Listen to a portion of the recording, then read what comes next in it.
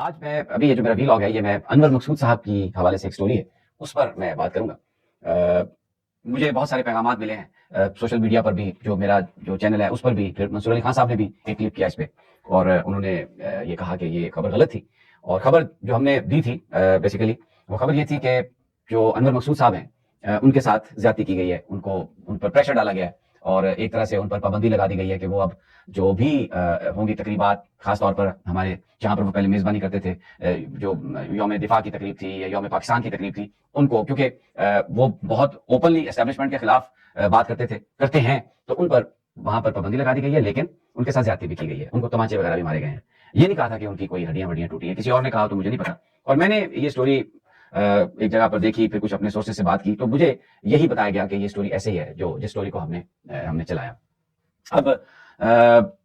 جو لوگوں نے مجھ سے کہا، کیونکہ ہم جب کوئی سٹوریز کرتے ہیں اس کاروبار میں، بعض اوقات غلط سٹوری بھی ہو جاتی ہے، بعض اوقات اس میں کچھ فیکٹس رہ جاتے ہیں، کچھ لوگوں کو اس پہ اعتراض ہوتا ہے کہ آپ نے تصویر کے دونوں رخ نہیں دیے، کچھ کہتے ہیں کہ آپ نے آدھی بات کی ہے۔ اب کیونکہ یہ جو ساری کہانی ہے اس میں انور مقصود صاحب بہت ہی ریسپیکٹڈ لیونگ لیجنڈ ہیں، ان کی فیملی کا ورژن آ گیا ہے جو منصور علی خان صاحب نے پڑھا، سوشل میڈیا پر بھی میں نے دیکھا، ان کے صاحبزادے نے ان کی انور مقصود صاحب کی ایک وہ بناتے ہوئے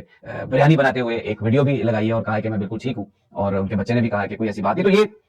یہاں پر ہم اس حوالے سے میں بحث کو پھر ہم ختم کرتے ہیں، کیونکہ ان کی جو بات ہے وہ تو حتمی ہے، لیکن میں تھوڑا سا اس پہ ضرور بات کرنا چاہوں گا کہ اس سے پہلے بھی بہت سارے لوگ اچانک غائب ہو گئے، لاپتہ ہو گئے، چلے گئے، اور ہفتوں کے حساب سے غائب رہے، تو انہوں نے آ کے پھر اسٹیٹمنٹ دی۔ میں اعظم خان صاحب، پرنسپل سیکریٹری سابق وزیر اعظم عمران خان، آ کے انہوں نے بتایا کہ جی میں تو اپنے دوست کے پاس چلا گیا تھا، اور بہت سارے لوگ ہیں ہمارے، بہت سارے صحافی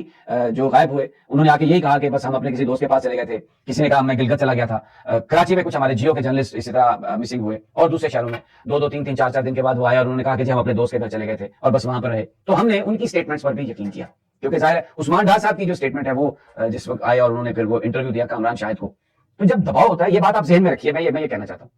کہ آپ یہ ذہن میں رکھیے کہ جب دباؤ ہوتا ہے تو انسان کس طرح کی بات کرتا ہے۔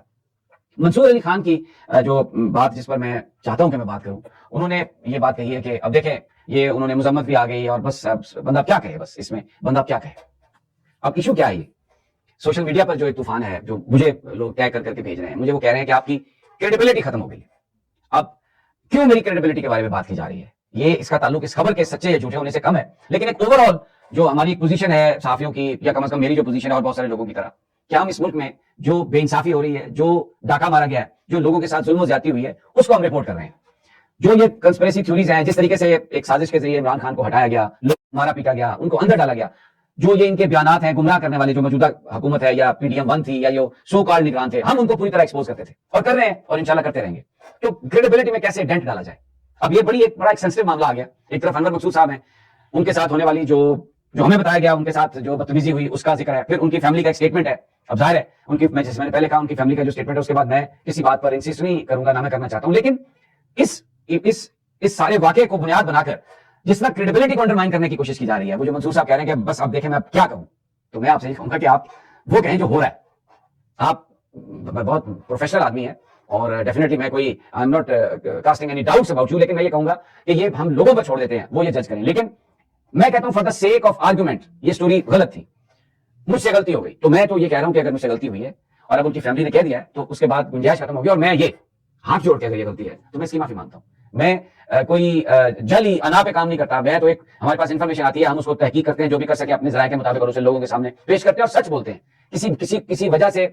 اگر بات غلط بھی ہو تو اس پر بالکل اڑ نہیں جاتے۔ لیکن میں آپ سے کہہ رہا ہوں، اور آپ سے مراد ہے کہ بہت سارے ایسے پروفیشنل جو آپ کی طرح ہیں،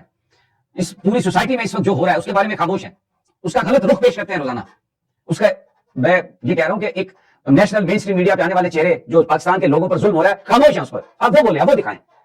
اس کو ایک واقعے کو بنیاد بنا کے اگر